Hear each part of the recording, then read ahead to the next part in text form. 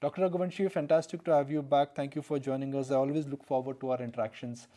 Dr. Raghuvanshi, have things normalized? Have things normalized for hospitals on all the front? Same time last year, we were battling with second wave. The services were disrupted, operations were disrupted. Is it back to what was the pre-COVID time? I would say so. We have seen in the last quarter our IPD numbers have gone up by about 28% on compared to the corresponding quarter, and they are at the level of pre-COVID numbers. So I would say that there is definitely a recovery. As far as OPD numbers are concerned, they are actually 10% higher than the pre-COVID level.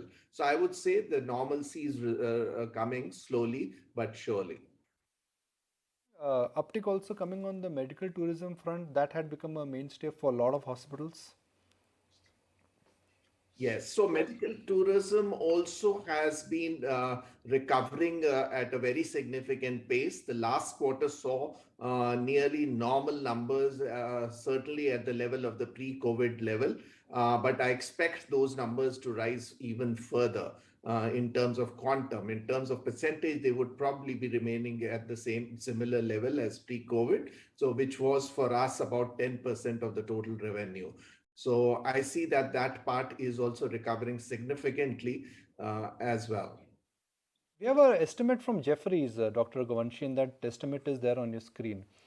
Jeffries is making a case that your occupancy or your revenue per bed in next 2 years could go up by 50%.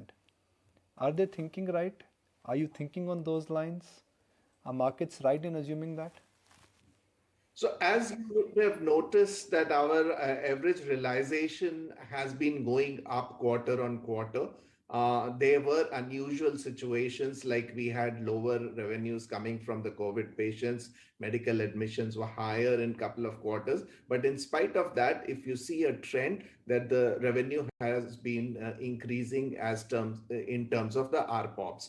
So we believe that this growth is sustainable and will grow. I'm not sure about the 50% number, but definitely what we have achieved until now is sustainable going forward as well. And that is primarily coming because of the case mix and more focus on cash and TPA segments.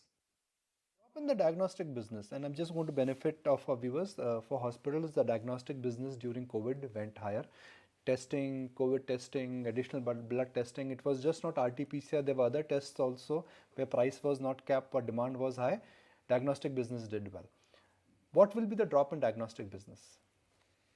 So you're absolutely right that there were a lot of tailwinds for the diagnostic business during the COVID phase. There were COVID tests, but there were also COVID allied tests, which were not price regulated. So that definitely gave an advantage to the diagnostic center. I believe that the diagnostic center is seeing a lot of competition from the new entrants as well. And there would be, though there would be a growth overall in the industry, but the numbers for individual players may remain muted and they may not, we may not see the kind of growth which we used to see pre-COVID level. But our focus has been to improve our reach. So we have been opening about 100 contact centers per month. And also we have been engaging a little more on our home sample collections, about 150 centers where we focus a lot on home collection as well as our digital penetration. Dr. Raghuvanshi, not today, tomorrow, but just looking forward, the long-term visibility. And Nikunj and I were just going through a very interesting note wherein, one of the global brokerages say that for hospitals, the scope for turning around laggard hospitals is where the next opportunity or value unlocking, so to speak, is going to come in from. Just wanted to understand what's your strategy here on future expansion. So some of our hospitals definitely were not performing up to the mark. we have seen a remarkable improvement in their performance, but there is still some way to go. But certain larger centers like Escorts have started performing well, and we believe that that progress will happen further. But the major growth is going to come from the brownfield expansion, which we have already initiated, and that is going to add total of about 1,300 beds over the next 2 years or so. About 250 beds would come on stream this year itself, and the rest over the next 2 years. So this is going to give us a phenomenal growth because these are brownfield beds in existing hospitals, and the lag period of these beds will be minimal. The capex is also limited because it is a brownfield expansion, and at the same time, ramping up these capacities is also easy. These hospitals where we are enhancing the capacity are even currently working at about 70% plus occupancy levels. So these capacities will get absorbed pretty fast. So that is where the main growth will come from. Good morning, Dr. Raghuvanshi. This is Nayantara also joining in on the conversation. Now, we've always talked about cardiology being one of the biggest contributors when it comes to Fortis. Is it going to stay that way, or are you also looking at maybe other kind of therapies, other kind of diagnostics, other specialties, which will also be adding to the business? For example, recently where I live, you along with Sharmila Tagore inaugurated a new cancer institute under the aegis of Fortis. Nayantara, we have already got a very diversified portfolio. It is true that historically we had higher numbers coming from cardiac, but that situation is already changed. So now we have had a lot of focus on oncology, nephrology, neurosciences, and GI sciences, as well as orthopedics. And all these areas are growing at a remarkable pace. The maximum growth is coming from oncology.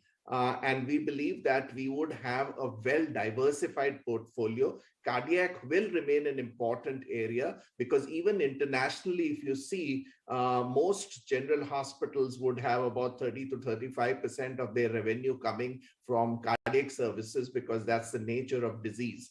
And that is the number where we are approximately at this point of time. About 37% of our revenue is coming from cardiac. So I believe this is a very healthy mix. But our focus is on the specialties I mentioned, especially on oncology, where we are creating a lot of high-end infrastructure in some of our facilities.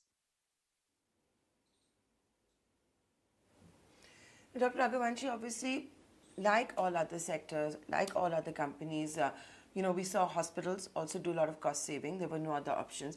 There was also a push for digital. Can I now ask you what the growth levers there could be? There are hospital chains that are now maybe considering spinning out their online business, online pharmacies as well.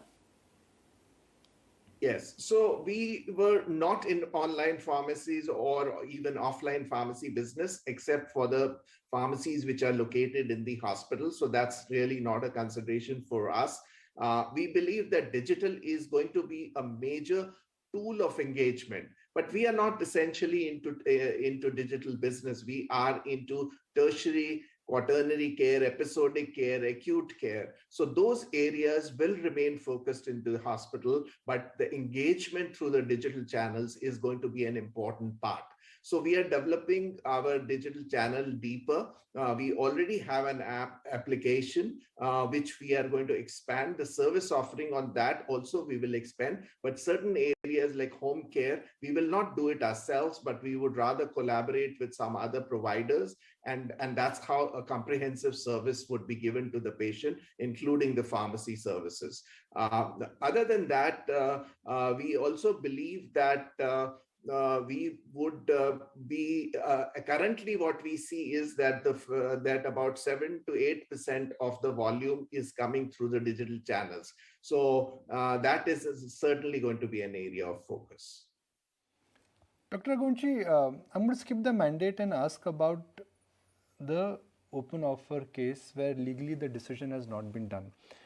While this is something which is in the court, I want to understand from an operational standpoint, till the time we are waiting the decision, What changes? Operationally, does anything change because of this court overhang or decision overhang? No, the court overhang does not affect us in any way on the operation side. And as you would have seen that the operation performance has improved quite a bit. But yes, there are certain actions which we can do post the resolution of Supreme Court case. For example, our structures can be simplified, which would definitely give us some cost advantage and efficiency in our operations. So that is one area where definitely we will benefit a lot once this matter is resolved by the Honorable Court. And that, other than that, the only constraint we have currently is we are in a very, very good position and we can look for major expansion, but that part gets slightly restrained because we don't have the avenues available to raise fresh capital. So that makes us dependent only on debt, and we are very conservative about that. So operationally, we are in a very good position. But definitely, if this matter is resolved, then we can expect a much larger growth. If all goes well, according to what you've shared with us, and if all goes well on the legal side, will FY24 be the year of margins which would be above 20%? Are you aiming to go there? Will it be possible if everything goes your way? On the hospital side, we are certainly aiming for that. We have already achieved our first target, which we had put, which was around 17%. We are trending towards that, and we will be consistently at that level for next 1.5, 2 years. But 2 years, definitely we aim to go towards 20% number on the hospital side. At the consolidated level, of course, it should be higher than that. Okay, Dr. Raghuvanshi, great to have you on the show. Thank you so much, as always, for taking your precious time out and speaking with us. Thank you so much. Thank you.